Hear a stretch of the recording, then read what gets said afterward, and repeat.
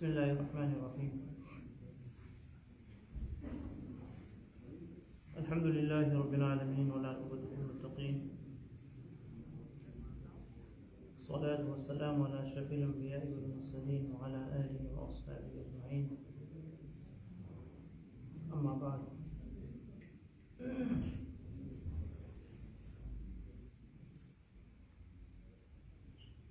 عن ابی محمد حسن بن علی بن ابی طالب رضی اللہ تعالی عنہما قال حفظت من رسول اللہ صلی اللہ علیہ وسلم دع ما يريبك الى ما يريبك فإن الصدق طمانینۃ والکذب ریبۃ رواہ الترمذی۔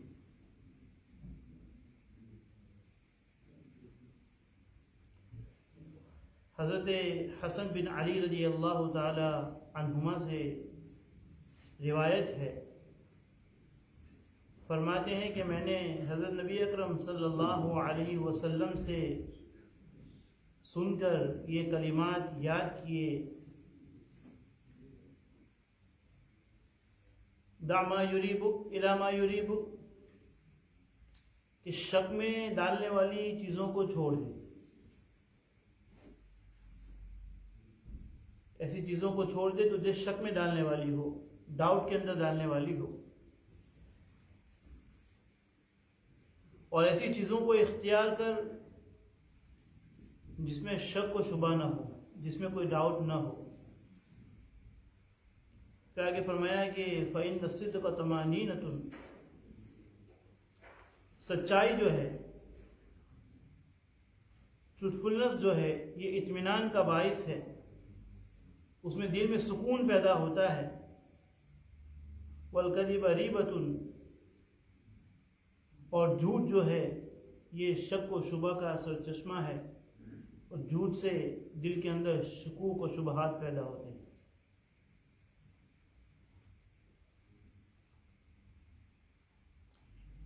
یہ حدیث کا ترجمہ ہوا۔ امام نووی رحمۃ اللہ علیہ فرماتے ہیں کہ حدیث کا مطلب یہ ہے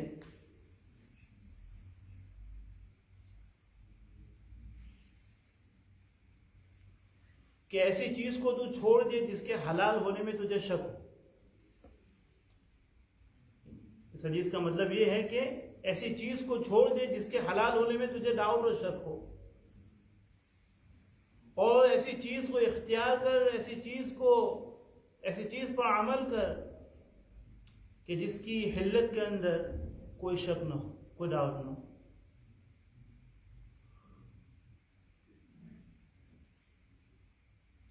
علامہ طیبی رحمۃ اللہ علیہ جو شارح حدیث ہے وہ فرماتے ہیں اس حدیث کی تشریح کے اندر کہ اللہ تعالیٰ نے مومن کے دل کو ایسا بنایا ہے کہ سچی بات کے اوپر، ٹروتھفلنس کے اوپر اس کا دل آٹومیٹکلی مطمئن ہو جاتا ہے۔ ایسی بات کے اوپر اگر وہ عمل کرے گا جس کے اندر سچائی ہے، جس کے اندر حلت ہے، پاکیزہ چیز ہے، تو اس کا سیدھا اثر یہ ہوگا کہ اس اپنے دل کے اندر اطمینان محسوس کرے، سکون محسوس کرے۔ اور اگر کسی ایسی بات کے اوپر وہ عمل کرتا ہے کہ جس کے اندر ڈاؤٹ ہے، سچائی، حلت، پاکیزگی نہیں ہے، تو ایسی چیز انسان کر تو لیتا ہے لیکن کرنے کے بعد یہ چیزیں دل کے اندر شک پیدا کر جاتی ہیں، انسان کا دل مطمئن نہیں ہوتا ہے۔ لیکن یہاں پر ساتھ میں یہ بات بھی یاد رکھنی چاہیے، علامہ طیبی فرماتے ہیں کہ یہ بات جو ہے ان دلوں کے ساتھ خاص ہیں جس کو ہم نفوس قدسیہ کہتے ہیں، جن کے دل پاک ہیں، جن کے دلوں میں تقویٰ ہے، اللہ کا خوف ہے، نیکیوں کا نور ہے۔ تو ان دلوں کی تو یہ کیفیت ہوگی کہ سچائی کے اوپر ان کا دل مطمئن ہوگا، اچھی بات کے اوپر مطمئن ہوگا، جب کبھی کوئی برائی ہوگی تو ان کے دل میں شک پیدا کرے گی۔ لیکن میں نے کہا کہ یہ دل ایسا دل ہونا چاہیے، ورنہ اگر ہمارا دل جو گناہوں کا عادی ہو گیا ہو تو اس کو تو نہ اچھی بات میں مزہ آئے گا، نہ بری بات میں کوئی شک پیدا ہوگا، اس کو ہر بات اچھی ہی لگے گی۔ ٹیسٹ ذائقہ کہتے ہیں نا بھائی، کووڈ میں کہتے ہیں کہ ٹیسٹ ختم ہو جاتا ہے، ایک شوہر تھے، وہ اپنی بیوی کی انہیں نا کھانے کے اندر ان کو عیب نکالنے کی بڑی عادت تھی، بھائی کھٹا ہے، میٹھا ہے، نمک زیادہ ہے، ٹھیکا یہ. تو ایک دن ان کی بیوی نے وہ فون کر دیا وہ میڈیکل والوں کو، وہ میرے شوہر کا ذائقہ ختم ہو گیا ہے، ان کو کسی چیز کا ذائقہ محسوس نہیں ہو رہا ہے. تو کہا کہ بھائی ان کو لے جاؤ. ہندوستان میں تو ایسا پہلے جب شروع میں کووڈ شروع ہوا تھا تو وہ کوارنٹین کے لیے گھر میں نہیں، وہ کوارنٹین سینٹر لے جاتے تھے، گھر میں آپ کوارنٹین نہیں کر سکتے، تو وہاں اٹھا کے لے جاتے تھے.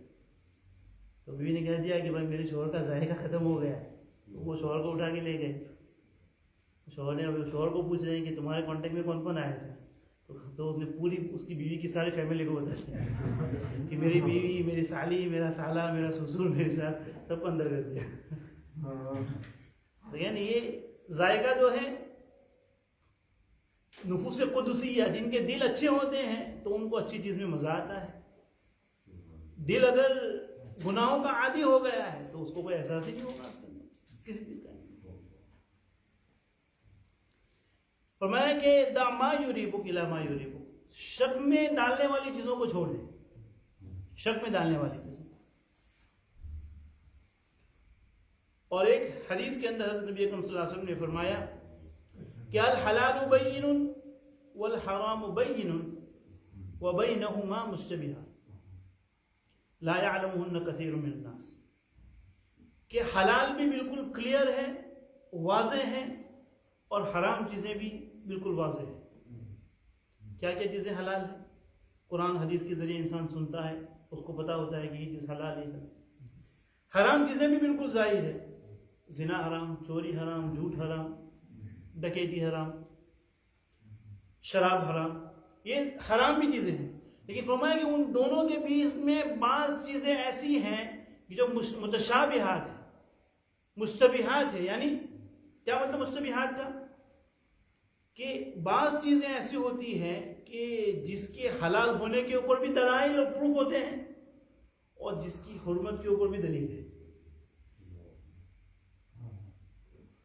ایک اینگل سے آپ دیکھیں تو اس کی حلال ہونے کی دلائل موجود ہیں، دوسرے اینگل سے دیکھیں تو اس کی حرمت کی دلائل بھی موجود ہیں. فرمایا کہ یہ متشابہات ہیں، یہ شک میں ڈالنے والی چیزیں ہیں. تو وہاں کے ایسی چیزوں کو چھوڑ دیں، ایسی چیزوں کو چھوڑ. امام غزالی رحمۃ اللہ علیہ نے لکھا ہے، جس کا حاصل کلام یہ ہے، خلاصہ یہ ہے کہ اللہ رب العزت نے ہر انسان کے ساتھ ایک فرشتہ اور ایک شیطان رکھا ہے. ہر انسان کے ساتھ فرشتہ ہونا تو ظاہر ہے، شیطان بھی ہر ایک کے ساتھ ہوتا ہے. خود حضرت نبی اکرم صلی اللہ علیہ وسلم، وہ حدیث جو ہے کہ حضرت نبی اکرم صلی اللہ علیہ وسلم نے فرمایا کہ ہر انسان کے ساتھ فرشتہ اور شیطان ہوتا ہے. صحابہ نے پوچھا کہ اللہ کے آپ کے پاس بھی شیطان ہوتا ہے؟ تو کہا کہ ہاں، میرے پاس بھی شیطان، میرے ساتھ بھی اللہ نے شیطان رکھا ہے، لیکن اللہ تعالیٰ نے میرے شیطان کے اوپر مجھے غلبہ اور قدرت عطا فرمائی تو میرا شیطان مسلمان ہو گیا. یہ دلیل ہے کہ ہر انسان کے ساتھ شیطان ہوتا ہے.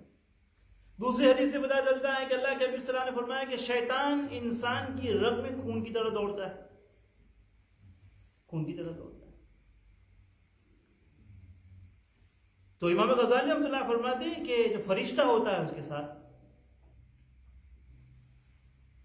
وہ انسان کو نیکی کی رغبت دیتا ہے، نیکی کی طرف انکریج کرتا ہے، نیکی کی طرف ابھارتا ہے، نیکی کی طرف لے جاتا ہے. اس کو ملہمہ کہتے ہیں، اس کو ملہمہ کہتے ہیں، جو اچھی باتوں کا الہام کرتا ہے، اس کے دل کے اوپر القاء کرتا ہے، باتوں کو ڈالتا ہے.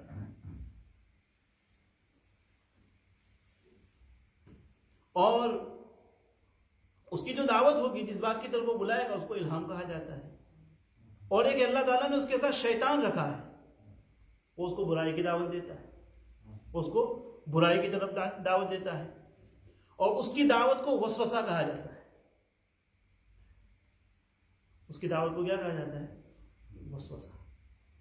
کہ وہ چونکہ انسان کے ساتھ اس کی دشمنی ہے تو انسان کے دلوں میں طرح طرح کے شک و شبہات اور وسوسے پیدا کرتا ہے، اس کو گمراہ کرنے کی کوشش کرتا ہے، چاہتا ہے کہ اس کو کسی طرح سے نماز سے روک لے، عبادت سے روک لے. تو اب کیا کرے گا؟ وسوسے ڈالے گا اس کے لیے.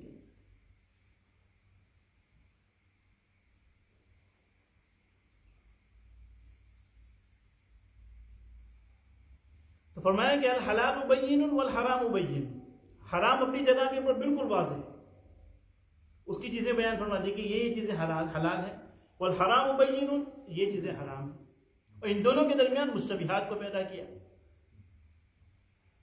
جو مشتبہات چیزیں ہیں اس کے اندر علماء کے 3 قول ہیں. مشتبہات جو اس کے اندر علماء کے 3 قول ہیں. مثال سے سمجھ لیجئے مشتبہ کس کو کہتے ہیں؟ ایک آدمی ہے، اس کے پاس کاروبار ہے، لیکن اس کے کاروبار کے اندر اس کے پاس حلال کاروبار بھی ہے، حرام کاروبار بھی ہے، مکس ہے اس کا کاروبار، اس کا بزنس. سودی کاروبار بھی کرتا ہے لیکن اس کے پاس اچھا کاروبار بھی ہے. اب اگر وہ کوئی ہدیہ آپ کو پیش کر رہا ہے، کوئی چیز آپ کو پیش کر رہا ہے، تو اب اس کی حلت کے اوپر بھی دلیل موجود ہے، اس کی حرمت کے اوپر بھی دلیل موجود ہے. حلت کے اوپر دلیل کیا؟ آپ یہ کہہ سکتے ہیں کہ وہ اس کے پاس تو حلال کاروبار بھی ہو سکتا ہے کہ وہ حلال چیز سے مجھے دے رہا ہے، اور اس کی حرمت کی دلیل یہ ہے کہ وہ اس کے پاس سودی کاروبار ہے، انٹرسٹ کا بزنس ہے اس کے پاس. تو یہاں وہ یہ بھی شک ہو گیا، تو دونوں چیزیں جمع ہو گئی.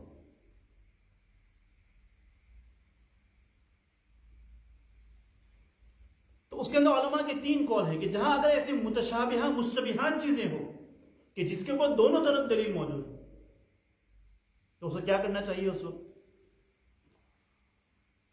ایک قول یہ ہے کہ اس کو حرام سمجھے کہ یہ چیز حلال نہیں ہے، حرام ہے. دوسرا قول علماء کا یہ ہے کہ اس کو مباح سمجھے، پرمیسیبل ہے، حلال مباح کے درجے میں، کہ انسان ٹیمپرری اس کو استعمال میں لے آئے. یہ دوسرا قول.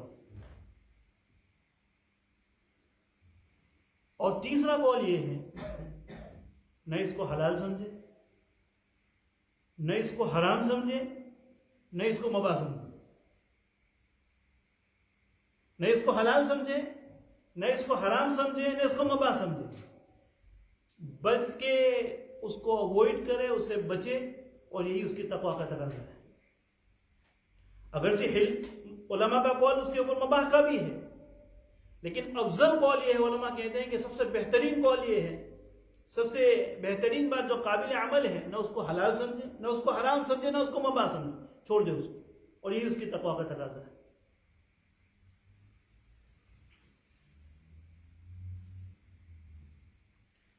یہاں پر ایک بات جو قابل ذکر ہے وہ یہ ہے کہ جب انسان کو کسی چیز کے اندر ڈاؤٹ پیدا ہوتا ہے، شک پیدا ہوتا ہے، تو اگر اس شک کے اوپر اس کے پاس دلیل ہے،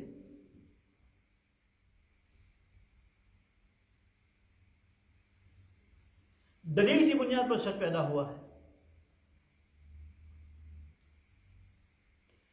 تو دلیل کی بنیاد پر اگر شک پیدا ہوا ہے تو اس سے بچنا تقویٰ ہے، کہ اس سے انسان بچ جائے، کہ دلیل ہے اس کے پاس اس سے بچنے کی.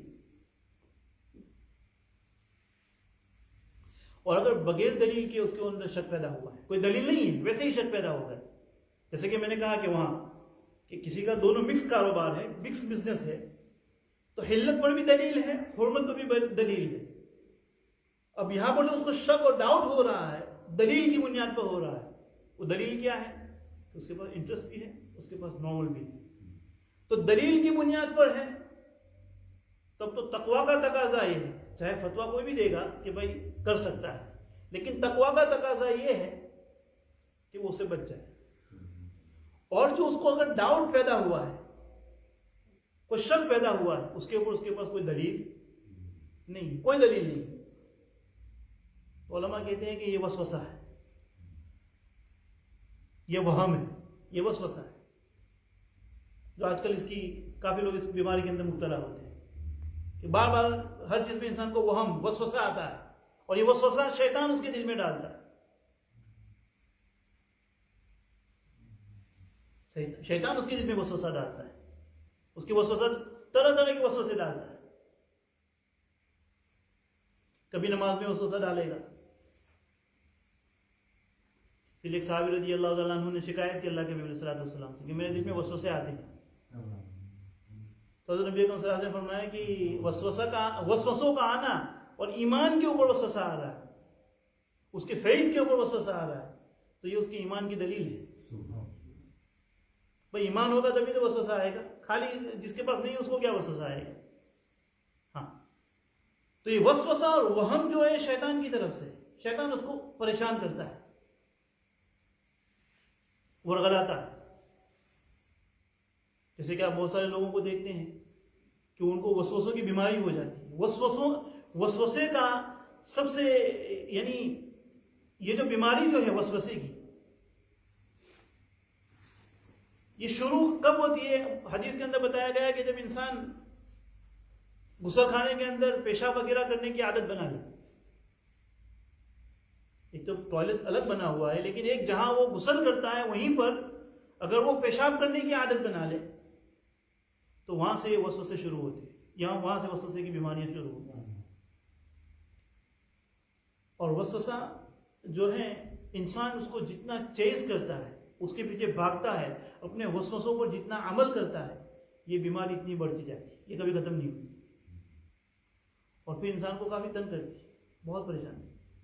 آپ نے دیکھا ہوگا بہت سارے لوگوں کو وضو کے اندر وسوسے آتے ہیں, وضو کے اندر وسوسے آتے ہیں. ابھی وضو کر کے آئے, 2 منٹ پھر وضو کرنے جائیں گے, پھر وضو کیا, چالو نماز, پھر وضو. یہ شیطان بہکا رہا ہے, اندر سے پریشان کر رہا ہے کہ اس نماز نہیں پڑھنے دیتا. اس لیے علماء نے لکھا ہے کہ اگر کسی کو وضو میں وسوسہ ہو جائے کہ میرا وضو ہے کہ نہیں ہے, وضو کے اندر کسی کو ڈاؤٹ اور وسوسہ ہو جائے تو 2 چیزیں ہوں گی. اگر زندگی میں پہلی مرتبہ ہے, یعنی اس کی عادت نہیں ہے کہ اس کو کبھی وسوسہ ہوتا ہے, کبھی کبھار ریئرلی, تو اس کے لیے بہتر ہے کہ وضو کو ریپیٹ کر لیں, وضو کو نئے سرے سے کر لیں. لیکن ایک انسان ہے کہ اس کو بار بار وسوسے آتے ہیں, ایسے ٹھوٹس آتے ہیں, اس کو کنفیوژن اس کو پیدا ہوتا ہے, تو اس کا کیا حکم ہے؟ تو 2 چیزیں ہوں گی یہاں پر کہ اس کو یہ تو پتا ہے کہ میرا وضو تھا, میں نے وضو کیا تھا, ڈاؤٹ اور وسوسہ ہو رہا ہے کہ میرا وضو ٹوٹا ہے کہ نہیں ٹوٹا ہے. پاس میں آ رہی, یعنی اس بات کا تو اس کو یقین ہے کہ میں نے وضو کیا تھا, لیکن اس کو شک ہو رہا ہے کہ اب میرا وضو ہے یا نہیں, ٹوٹا ہے کہ نہیں ٹوٹا ہے. تو علماء فرماتے ہیں کہ وہ اپنے یقین کے اوپر عمل کرے کہ تیرا وضو تھا, ٹوٹنے کے اندر شک ہے تو شک کی بنیاد پر وضو نہیں ٹوٹے گا, اسی وضو سے نماز پڑھ لی. اور اس کے اپوزٹ, اس کو یہ تو یاد ہے کہ بھائی میں نے وضو نہیں کیا تھا, اس کو پکا ہے کہ میں نے وضو کیا, میرا وضو نہیں تھا, لیکن اس کو ڈاؤٹ ہو رہا ہے کہ میں نے وضو کیا کہ آفٹر ورڈز میں نے کیا کہ نہیں کیا. تب اس کے لیے حکم یہ ہوگا کہ وضو کر لے, کیونکہ اب یہاں پر جو شک ہوا ہے طہارت میں ہوا ہے. شک جو ہے, یقین جو ہے, ظن غالب جو ہے, شک کی بنیاد پر ٹوٹتا. جس کسی کو ایسی وسوسے کی بیماری ہو جائے نا, بار بار شیطان کی طرف سے, وَإِمَّا يَنزَغَنَّكَ مِنَ الشَّيْطَانِ فَاسْتَعِذْ بِاللَّهِ. قرآن کہہ رہا ہے کہ جب یہ ایسے وسوسے آئے, شیطان تمہیں پریشان کرے, تو اللہ سے پناہ مانگو, شیطان کے وسوسوں سے اللہ تعالیٰ سے پناہ مانگو. اس لیے علماء نے لکھا ہے کہ اگر آپ نے ایک مرتبہ سن لیا, ایک مرتبہ اپنے وسوسے پر عمل کر لیا, اب بھی آپ کے وسوسے مضبوط ہوتے جائیں, آپ کو پریشان کرے.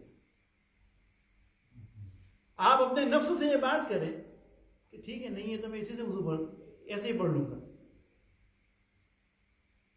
میں تو ناقص العمل ہوں, میں ناقص, میرے اعمال ناقص. تو وسوسے پر نہ جائیں, اپنے دل سے بات کریں, شیطان کو چیلنج کریں کہ نہیں میں تو ایسے ہی نماز پڑھوں گا, اگر شک ہو گیا تو میں ایسے ہی پڑھوں گا, چاہے کچھ بھی ہو جائے. دیکھیے جو عمل کرنا شروع کیا تو نمازوں کی رکعتوں میں وسوسے ڈالتا ہے شیطان. بہت سے لوگ ہوتے ہیں کہ ان کو اب اب دیکھو تو بیچارے یعنی سدے سوئی کرتے رہتے ہیں، جب بار بار شک ڈالتا ہے شیطان. دلیل کی بنیاد پر ہے تو ٹھیک ہے، بغیر دلیل کے ہے وسوسہ ہے.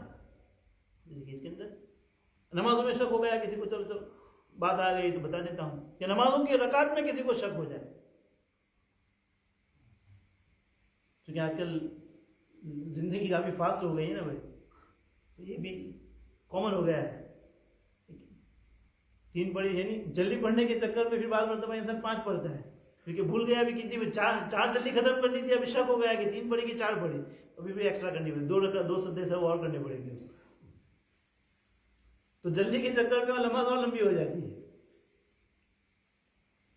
نمازوں میں بھی یہی مسئلہ ہے. اگر کسی کو رکعت میں شک ہو جائے، وسوسے آ رہے ہیں نماز کے اندر، تو زندگی میں اگر پہلی مرتبہ ہے یا اوکیجنلی ہو رہا ہے کبھی بہت، تو بہتر یہ ہے کہ نماز کو دوہرا لیں، نماز کو ریپیٹ کریں. لیکن بار بار اکثر ایسا ہوتا رہتا ہے نمازوں کے اندر، تو نماز کی رکعت میں اگر شک ہوا ہے تو مثلا 2 یا 3 میں شک ہوا ہے کہ 2 ہوئی ہے 3 ہوئی ہے، 2 ہوئی یا 3 ہوئی ہے، لیکن اس کا گمان، اس کا اسمپشن ہے، اس کا یہ ظن غالب ہے، تھوڑا سا یقین یہ لگ رہا ہے کہ میرے خیال سے 2 یعنی 2 کی طرف اس کا رجحان زیادہ ہے، کہ 2 اس کو زیادہ لگ رہی ہے. آئی تھنک کیونکہ میں 4 منٹ میں 4 پڑھتا ہوں تو 2 منٹ ہوئی ہے تو میرے خیال سے 2 ہی ہوں گی، یا 5 منٹ میں میری 4 ہوتی ہے تو ابھی 2.5 منٹ ہوئی ہے تو 2، یعنی 2 کی طرف اس کا گمان زیادہ ہے. تو جس طرف اس کا گمان زیادہ ہے وہاں سے شمار کریں، تو پھر 2، اور اس کے بعد پھر 2 پڑھے اور سجدہ سہوا کرنا پڑے گا. لیکن کسی بھی طرف اس کا ظن غالب نہیں ہے، یقین نہیں ہے، دونوں طرف کنفیوژن ہے، 2 ہوئی ہے 3 ہوئی ہے، 2 ہوئی ہے 3 ہوئی ہے. ظن غالب کی صورت میں تو کہ جہاں اس کا گمان جا رہا ہے کہ میرے خیال سے اتنی ہوئی ہے اور اس طرف اس کا گمان ہے تو وہ کرے. لیکن دونوں 50-50 ہے، اب دونوں طرف کا اس کا گمان اور شک برابر ہے کہ اتنی ہوئی ہے، یہ ہوئی ہے یا وہ ہوئی ہے، تو علماء فرماتے ہیں کہ اس بارے میں اس کو کم کے اوپر عمل کرے. کیا کرے؟ کم کے اوپر عمل کرے. جتنی کم ہوگی وہاں سے شروع کرے. دونوں میں برابر 50-50 تو 2 کاؤنٹ، 2-3 میں شک ہے تو 2 سے شروع کرے، 3 اور 4 میں شک ہے تو 3 سے شروع کرے، ایک اور پڑھنی پڑے گی. اور سجدہ سہوا اس صورت کے اندر بھی کرنا پڑے گا، دونوں صورتوں میں. ہاں نماز ختم ہو گئی بہت سی مرتبہ پھر سجدہ سہوا بھی انسان بھول جاتا ہے. پہلے تو وہاں شک ہوا، ابھی وہ گیا تو شیطان نے وہ بھی بلا دیا تو سجدہ سہوا بھی بھول گیا. تو سجدہ سہوا اگر بھول گیا نماز کے اخیر میں کرنے کو، نماز کا وقت باقی ہے تو نماز دہرانی پڑے گی اس کو.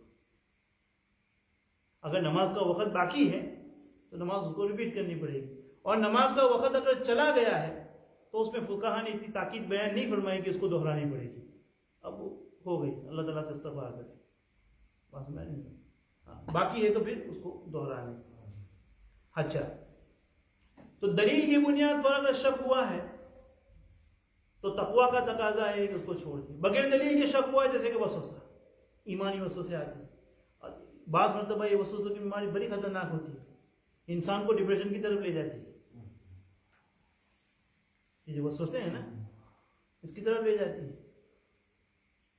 بعض لوگوں کو طلاق کے وسوسے آتے ہیں کہ بھائی میں نے کہی ہے کہ نہیں کہی ہے، کہی ہے کہ نہیں کہی ہے. ایمان کے اوپر وسوسے آتے ہیں اور شیطان بڑے بڑوں کو چھوڑتا نہیں ہے اس بارے میں.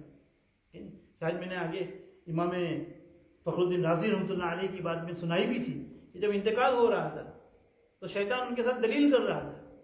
اتنے بڑے محدث اپنے وقت کے فخر الدین رازی رحمۃ اللہ علیہ، شیطان ایمان کے اوپر وسوسے ڈال رہا ہے، ان کو ڈاؤٹ ہو رہا ہے ایمان کے اندر کہ میرا ایمان ہے کہ نہیں ہے، اور اللہ کی وحدانیت کے اوپر وہ یہ کر رہا ہے، اٹیک کر رہا ہے، وسوسے ڈال رہا ہے.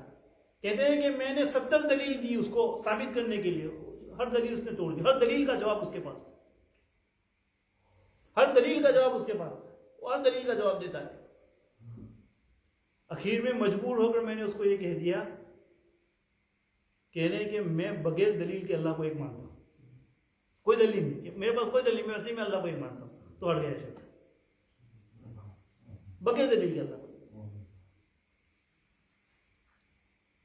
ٹھیک ہے نا بھائی؟ تو یہ ہو گئی کہ بغیر دلیل کے ہو تو یہ وسوسہ ہے، اللہ تعالیٰ سے اس کی پناہ مانگنی چاہیے. اور جیسے ہی وسوسہ ہے اعوذ باللہ من الشیطان الرجیم، اعوذ باللہ من الشیطان الرجیم، اس کے اوپر عمل نہ کرے، اس کے خلاف عمل کرے، بس میں نہیں. اور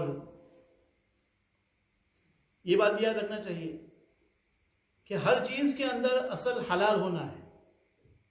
ہر چیز جو ہے اپنی جگہ کے اوپر حلال ہے. اب اس کو حرام بنانے کے لیے دلیل چاہیے آپ. بھائی کوئی آدمی ایک بسکٹ نہیں کھاتا ہے، کیوں نہیں کھاتا ہے؟ تو کہا کہ بھائی نہیں کھاتا ہے، تو کسی کے نہ کھانے سے وہ چیز حرام نہیں ہوگی. ہاں جب تک کہ اس کے اوپر کوئی قطعی دلیل نہ ہو. بنانے والے خود یہ کہے کہ بھائی اس کے اندر یہ چیزیں ہم ملاتے ہیں تو وہ حرام. ہاں لیکن یہاں یہ بات بھی ہے گوشت کے اندر اصل حرام ہونا ہے، کیونکہ گوشت کے اندر اسلامی سلوٹرنگ کا طریقہ بتایا گیا ہے کہ اس طرح کرو گے تو جانور حلال ہوگا. اس کا مطلب یہ ہے کہ حلال کرنے کا طریقہ بتایا گیا ہے تو حلال کیے بغیر وہ حرام ہے.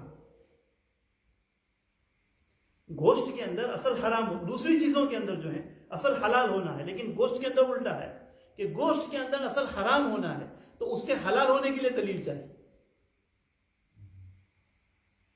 اس کے حلال ہونے کے لیے دلیل چاہیے کہ بھائی حلال ہے. ورنہ پھر گوگل سے ٹائپ کر کے کوئی بھی حلال کی پرنٹ آؤٹ کر کے کوئی بھی لگا دے گا کہ بھائی حلال. اب اس کو پوچھے کہ حلال کیا ہے تو وہ بھی نہیں بتا کہ کیا حلال ہے. نہیں، اس کی حلت کے اوپر دلیل چاہیے، اس کی تحقیق کرنی پڑے گی کہ بھائی حلال ہے کہ نہیں. اور دوسرے علاوہ جو باقی اشیاء جو ہیں، دوسری چیزیں جو ہیں، تو اس کے اندر اس کا حلال ہونا اصل ہے، چاہے پانی ہو یا یہ ہو. اسی لیے موطا مالک کے اندر امام مالک رحمۃ اللہ علیہ نے حضرت عمر رضی اللہ تعالیٰ عنہ کا یہ نقل کیا ہے کہ وہ کہیں سے جا رہے تھے تو سفر میں کہیں کسی جگہ پر ٹھہرے تو وہاں پر ایک حوض بنا ہوا تھا پانی کا. حضرت عمر رضی اللہ تعالیٰ عنہ دیکھ رہے تھے کہ بھائی چونکہ اس میں کچھ جان وغیرہ بھی پانی پی رہے تھے اور ایسا لگ رہا تھا کہ اس میں کچھ چیزیں گری ہوئی ہے، تو اگر مائع کثیر ہے، کثیر مقدار پانی کی مقدار زیادہ ہے تو نجاست کے مثلا بہتا پانی ہے تو اس میں چاہے کتنی نجاست کی جائے وہ پانی ناپاک نہیں ہوتا ہے. تو اگر 10 جو علماء نے بیان کیا ہے 10/10 سے اگر کم پانی ہے تو وہ قلیل ہے، اس میں نجاست گرے گی تو پانی ناپاک ہو جائے گا. اس سے زیادہ ہے تو پانی کثیر مقدار میں. تو حضرت عمر رضی اللہ تعالیٰ عنہ دیکھ رہے تھے تو عبداللہ ابن عمرو بن العاص رضی اللہ تعالیٰ عنہ وہ اس حوض کے مالک کے پاس پوچھنے کے لیے گئے کہ تمہارا جو یہ حوض ہے کہ یہ پاک ہے یا ناپاک ہے، یعنی اس کی سائز کیا ہے. تو عبداللہ ابن عمر نے منع، حضرت عمر رضی اللہ تعالیٰ نے منع فرمایا کہ اس کو مت بتانا، خامہ کام تنگی کے اندر مبتلا ہو جائیں گے. یعنی ظاہراً اگر پانی ٹھیک لگ رہا ہے تو استعمال کر لو، جب یعنی کوئی نجاست ظاہراً نہیں دکھائی دے رہی تو خامہ کام کیوں اپنے آپ کو تنگی میں ڈال رہے ہو گے. پاس میں نہیں. تو کھانا پینے کی چیزوں کے اندر بھی یہی ہوتا ہے. اس میں جیسے کہ آج کل کبھی موقع ہو تو اس کے اوپر مفصل بحث کریں گے. جیسے آج کل ای کوڈ کا زمانہ ہے کہ بھائی ای کوڈ کی شرعی حیثیت کیا ہے، کہ ہر چیز کے اندر آپ دیکھیں گے تو وہ جو جیلیٹین والا جو ہوتا ہے ای کوڈ جس کو ہم کہتے ہیں یہاں پر کھانے کے اندر ہے، اس کی حیثیت کیا ہے. علماء نے اس میں بڑی بحث کی ہے، کیا یہ مشتبہات میں آتا ہے کہ نہیں آتا ہے.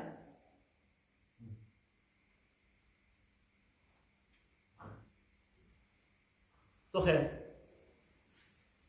دلیل ہے اگر انسان کے اندر جو وساوس آ رہے ہیں، جو جس کے اندر اس کو کنفیوژن ہو رہا ہے، اگر دلیل کے ساتھ ہے تب تو تقوی یہ ہے کہ اس سے بچا جائے.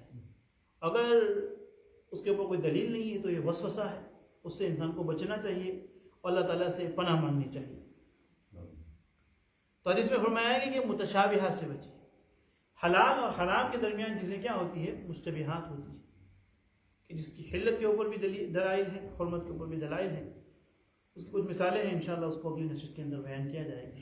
اللہ تعالیٰ کئی باتوں پر مجھے تمام کو عمل کرنے کی توفیق نصیب فرمائے. سبحان اللہ بحمدہ سبحانک اللہم.